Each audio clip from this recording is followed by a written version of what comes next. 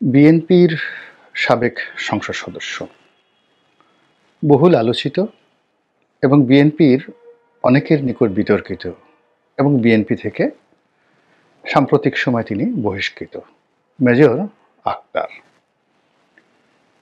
এক নামেই যিনি পরিচিত, অনেকের কাছে সমাদৃত, অনেকের কাছে প্রচণ্ড খ্যাপাটে, পাগলাটে, কিন্তু তার নির্বাচনী এলাকায় রয়েছে তার যথেষ্ট জনপ্রিয়তা, গ্রহণযোগ্যতা, এবং আমি সেটা নিজের চোখে দেখে এসেছি।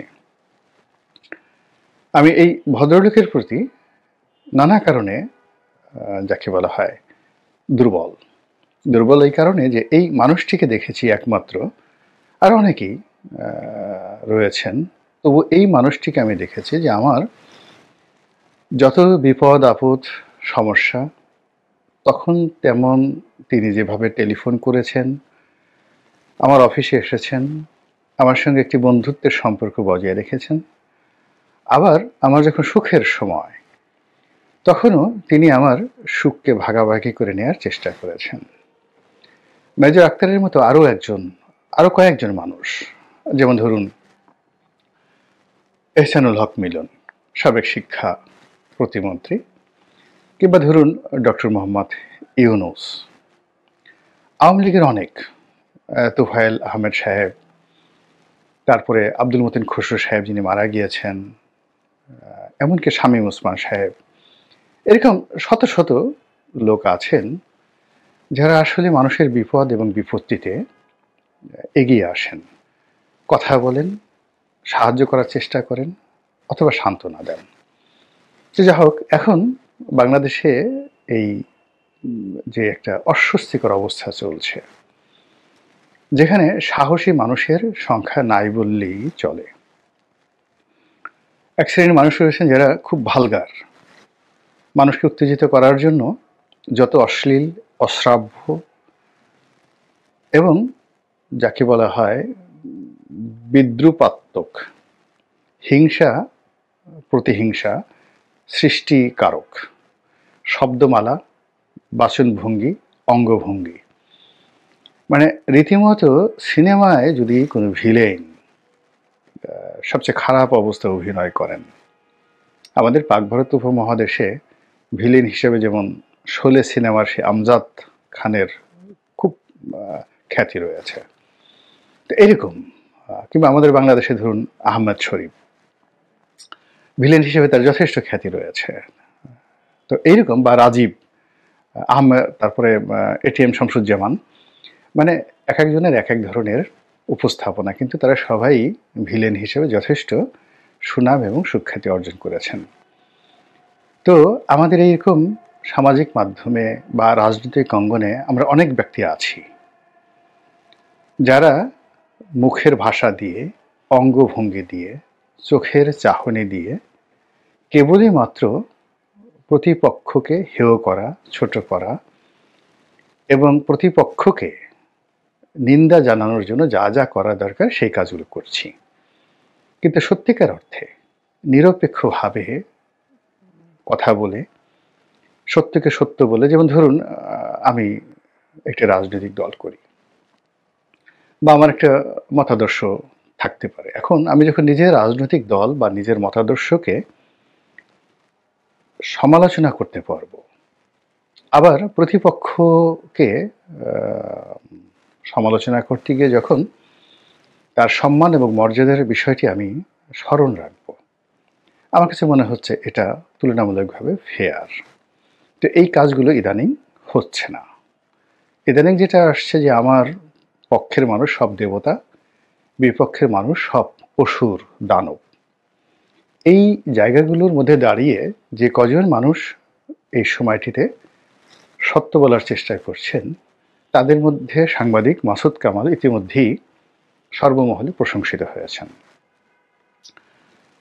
এই সত্য কথা শোনার জন্য আমি খুঁজি সবসময় এতেই, পেপারে কে কী লিখলেন, বা টেলিভিশনে কে কী বক্তব্য দিলেন, ইউটিউবে কে কী বক্তব্য দিলেন, যেহেতু আমি প্রতিদিনই 3 বার করে আপনাদের সামনে হাজির হই 3টি ভিডিও নিয়ে।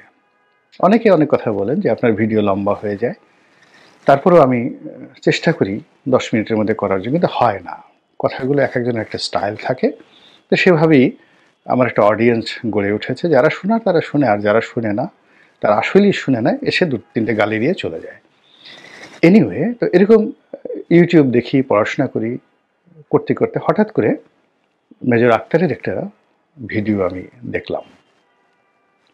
হাসিনা আক্তার নামক একজন ভদ্রমহিলা রয়েছেন, ইংল্যান্ড থেকে তিনি একটি টক শো করেন, টেবিল টক, এবং সেখানে মেজর আক্তারের যে বক্তব্যটি, আমার কাছে মনে হয়েছে গত 5 মাসে আমরা যা কিছু বলেছি,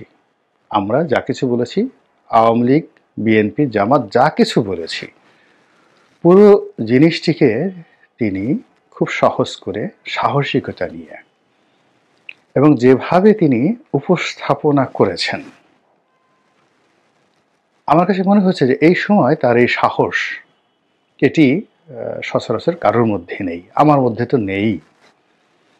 দ্বিতীয়ত, তার যে উপস্থাপনা, যেমন আমি অনেক কথা বলি যেগুলো আওয়ামী লীগের পক্ষে যায়, বিএনপির পক্ষে যায়, জামাতের পক্ষে যায়, কিন্তু আমি খুব কৌশল করে বলার চেষ্টা করি যেন কাউকে মানে হার্ট অ্যান্ড হিট করতে না হয়। কিন্তু উনি যে ভাষায় কথা বলেছেন, সেই কথায় ওনার গ্রামের যে কৃষক, ওনার বাড়ি কিশোরগঞ্জের যেটা গোসিহাটি, ওখানকার যে কৃষক তারাও বুঝতে পারবেন, মোটে মজুরাও বুঝতে পারবেন, আর আমাদের মতো যারা লোকজন রয়েছেন তারাও বুঝতে পারবেন। তিনি শেখ হাসিনার পালিয়ে যাওয়া নিয়ে যখনই উপস্থাপিকা প্রশ্ন করলেন, তিনি বেশ দৃঢ়তার সাথে বললেন যে এই কথাটা আপনি কেন বললেন, পালানো কাকে বলে? কিন্তু পালিয়ে যাননি।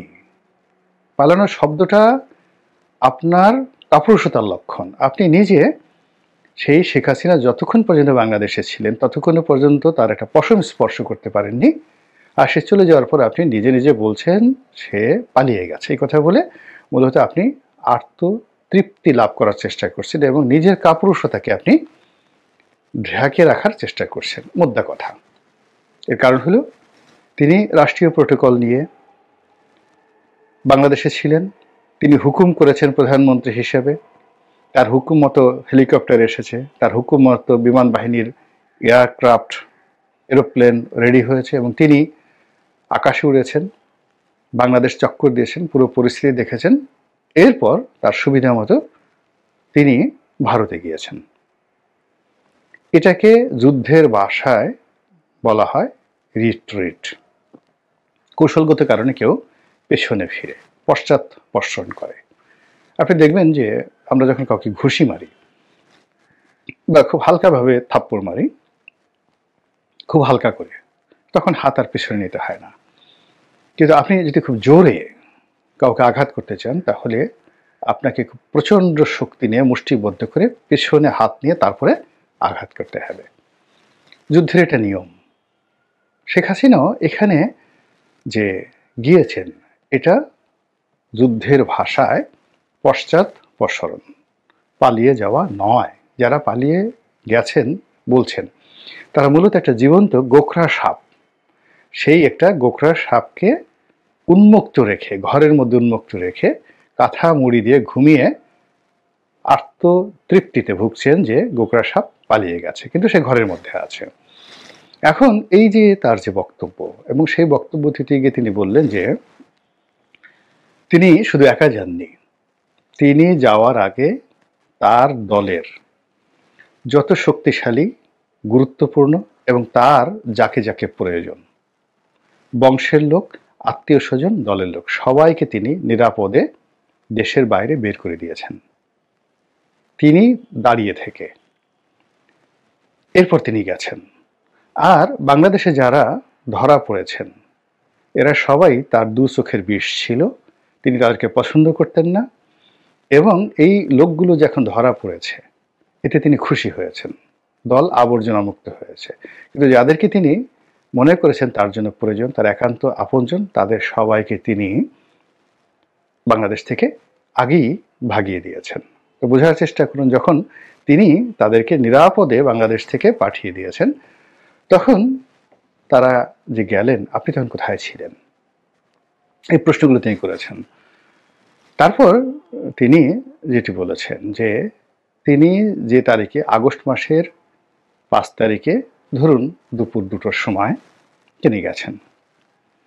তো তিনি দিল্লিতে গিয়ে তারপরেও এই বাংলাদেশ থেকে অন্ততপক্ষে কৌশলগতভাবে গুরুত্বপূর্ণ 100 নেতা এবং কর্মী তাদেরকে তিনি এই সীমান্ত পাড়িতে ভারতে নিয়েছেন।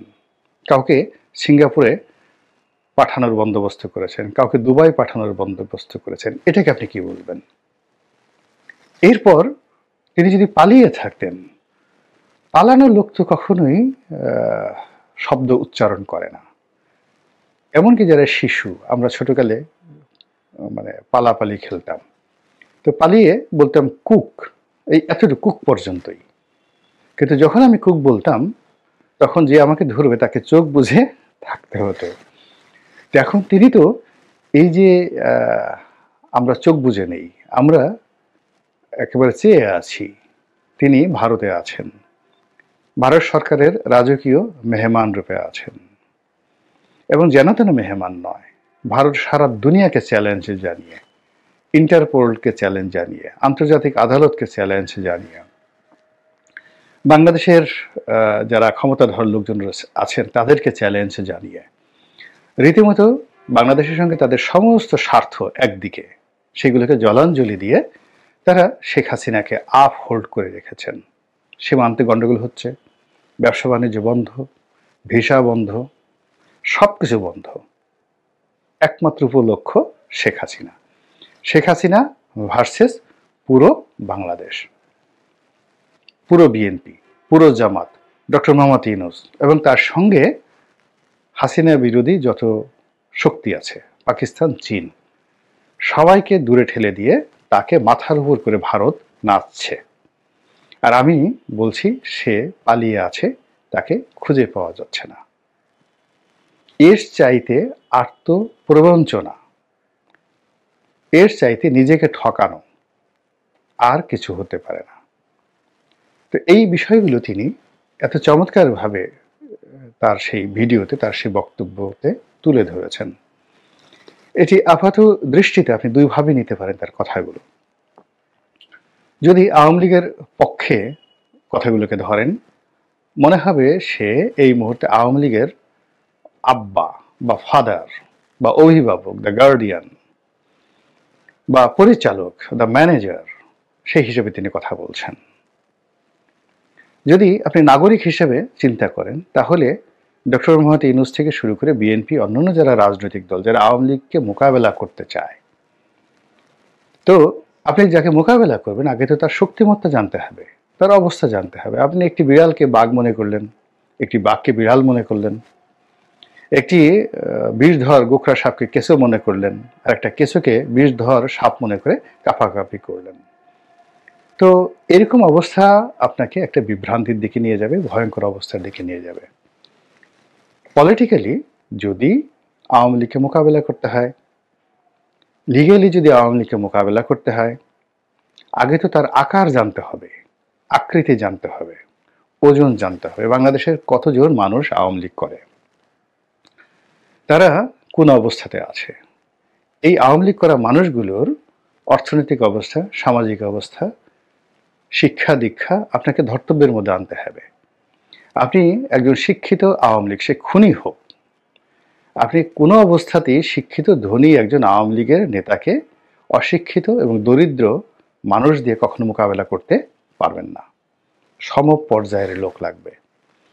আপনি আওয়ামী লীগের একজন ক্রিমিনাল, কিন্তু ভীষণ রকম আইন বিশেষজ্ঞ, ভীষণ রকম আইন বিশেষজ্ঞ, তাকে মোকাবেলা করার জন্য আপনি একজন নবীন আইনজীবী দিলেন, হবে না, কুল্লু খালাস, মুক্ত হয়ে যাবে। তো কাজেই প্রতিপক্ষের আকার আকৃতি বুঝতে হবে, তার ওজন বুঝতে হবে, এবং তার অবস্থান, সে এখন কোথায় আছে, কি অবস্থায় আছে, এই জিনিসগুলো যদি বুঝতে না পারেন, তাহলে আপনি কোনো অবস্থাতে আপনার পতন ঠেকাতে পারবেন না। তো সেই দিক থেকে মেজর আক্তারের এই যে বক্তব্য, এই বক্তব্যটি ডক্টর মোহাম্মদ ইউনূস, বিএনপি, জামাত সকলের জন্য আমি মনে করি একটা সিগন্যাল, এবং সেই সিগন্যাল অনুযায়ী তারা যদি আবেগপ্রবণ না হয়ে, ইভেন যারা সমন্বয়ক রয়েছে, এটা করবেন, ওটা করবেন, হ্যাং করবেন, ত্যাং করবেন, অথচ আগস্ট মাসের একেবারে 5 তারিখ দুপুর 12টা পর্যন্ত মানে এদের বুকের মধ্যে যদি কোনো যন্ত্র লাগানো হতো, স্টেথোস্কোপ, এদের হার্টবিট এমন একটা অবস্থায় ছিল যে স্টেথোস্কোপ মানে যে বুকের উপর যেটা চাপে ডাক্তারদের কানে দিয়ে ডাক্তারের কান ফেটে যেত, এরকম শব্দ তাদের হতো, ধিক ধুক ধুক ধুক ধুক ধুক। সেই মানুষগুলো যখন কথাবার্তা বলছেন, এরকম কথা আওয়ামী লীগের অনেক লোক গত 15 বছর বসে বলেছেন, ছাত্রলীগের অনেকে অনেক হুমকি দিয়েছেন, ধামকি দিয়েছেন। এখন যে যত বড় হুমকি ধামকি দিয়েছেন, দেখেন আমাদের এই সমাজে আওয়ামী লীগকে নিয়েই আমি বলি, যারা যত বড় হুমকি দিয়েছেন, দাপট দেখিয়েছেন, তারা সবার আগে পালিয়েছেন। যারা বলেছিলেন যে আমরা পালাবো না, তো 15 বছর যাবৎ বলেছেন তারা পালাবো না, আমি অমুক, আমি তমুক, আমি পালাবো না। দেখেন তারা কিন্তু ঠিকই ভেগেছে, পালিয়েছে, রিট্রিট করেছে, যাই বলেন না কেন। তো এখন যারা কথাবার্তা বলছেন, যে যত বেশি অগ্রগামী, প্রকৃতির নিয়ম হলো সে তার পিছনে রাস্তাটা ক্লিয়ার করে রাখে, কি করে দৌড় দিয়ে পালানো যায়, রিট্রিট করা যায়, পশ্চাৎপসরণ করা যায়, এবং যাকে বলা হয় সেই পরিবেশ পরিস্থিতি অনুযায়ী ব্যবস্থা নেওয়া যায়। এটা চিরাচরিত একটা হিউম্যান নেচার। এখন যারা রাষ্ট্র ক্ষমতায় রয়েছেন, রাজনীতির ময়দানে আওয়ামী লীগ, বিএনপি, জামাত তো দূরের কথা, এই সমন্বয়ক যারা রয়েছেন তারা জাতীয় পার্টির যে ছাত্র সংগঠন, খুব ছোট ছাত্র সংগঠন, তারাও যদি রংপুরে তাদেরকে চ্যালেঞ্জ জানায়, তারা রাষ্ট্রীয় প্রোটোকল ছাড়া তাদের সঙ্গে কতক্ষণ টিকতে পারবেন, এটি নিয়ে আপনি প্রশ্ন করতে পারেন। এবং জাতীয় পার্টি অফিস ভাঙচুর করতে গিয়ে একটা ক্ষুদ্র অবস্থা তৈরি হয়েছে, আপনারা দেখেছেন সেখানে। কিংবা রাষ্ট্র যেখানে তাদেরকে প্রোটোকল দেয়নি, সেই প্রোটোকল না দেওয়ার কারণে কি হলো, তারা সাম্প্রতিক সময়ে বঙ্গভবন দখল করতে গিয়ে যে অবস্থা করেছে, বা শহীদ মিনারে তারা যে অবস্থা করেছে, এই অবস্থার পরে যদি কেউ খুব জোরে হা করে, খুব বড় কথাবার্তা বলে, এটি সে বেসিক্যালি তার নিজের উপর জুলুম এবং অত্যাচার করবে। তো এই বিষয়গুলোকে মেজর আক্তার যেভাবে তুলে ধরেছেন, আমি মনে করি আমাদের মতো যারা আছেন, যার যার অবস্থান থেকে আমরা যদি জাতিকে প্রকৃত সত্যটি জানাই, এই সত্যটি জানাতে গিয়ে কখনো বিএনপির পক্ষে যাবে, বিপক্ষে যাবে, জামাতের পক্ষে যাবে, বিপক্ষে যাবে। এবং জামাতের আমির অনেক সময় ভালো কথা বলেন, আপনি তার প্রশংসা করুন। মির্জা ফখরুল সাহেব অনেক সময় ভালো কথা বলেন, প্রশংসা করুন। আবার যখন তারা খারাপ কাজ করে, তখন তাদেরকে সমালোচনা করুন। একইভাবে আওয়ামী লীগকে আমরা উচ্ছেদ করেছি, 15 বছর আমাদের ঘাড়ের উপর ছিল। তারা যে ভালো কাজগুলো করেছে, সেইগুলোকে দিয়ে আমরা সরকারকে বলতে পারি যে ওই কাজগুলো এগিয়ে নেন। যে মন্দ কাজগুলো করেছে, আমরা বলতে পারি ওগুলো তদন্ত করেন, বিচার করেন, এবং সেই মন্দ কাজগুলো আপনারা করবেন না। কিন্তু না, আমরা একেবারে একটা চ্যাপ্টারকে পরিপূর্ণভাবে বন্ধ করার জন্য নিজেরা যেভাবে চোখ বুজে শুধু হা করে যাচ্ছি। তো সেই হায়ের জবাবে মেজর আক্তার যেটা বলেছেন, আমি সেটাকে সাধুবাদ